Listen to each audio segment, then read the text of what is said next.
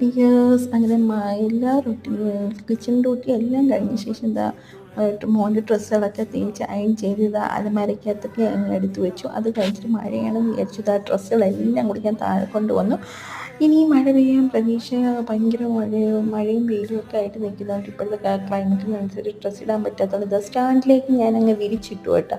അപ്പോൾ സ്റ്റാൻഡിലേക്ക് അങ്ങ് വിരിച്ചിടുമ്പോൾ മനസ്സിലൊരു സമാധാനമാണ്. അതൊക്കെ കഴിഞ്ഞിട്ട് സെക്കൻഡ് റൂം ഞാൻ ഒതുക്കി, എല്ലായിടും ഒതുക്കി ബെഡ്ഷീറ്റൊക്കെ വിരിച്ച് നല്ല പിങ്ക് കളർന്ന്, എനിക്ക് ആ ബെഡ്ഷീറ്റ് ഭയങ്കര ഇഷ്ടമായിട്ട് ആ പിങ്ക് കളർ ബെഡ്ഷീറ്റ് വിരിച്ച് അങ്ങനെ ഞാൻ തളർന്ന് വന്ന് അവിടെ അങ്ങനെ ഇരുന്നു. അതൊക്കെ കഴിഞ്ഞ് ഇപ്പോഴത്തെ റൂമിൻ്റെ അവസ്ഥയാണ്. കുറച്ച് കഴിയുമ്പോൾ എങ്ങനെയാണെന്ന് അറിയാൻ പറ്റത്തില്ല.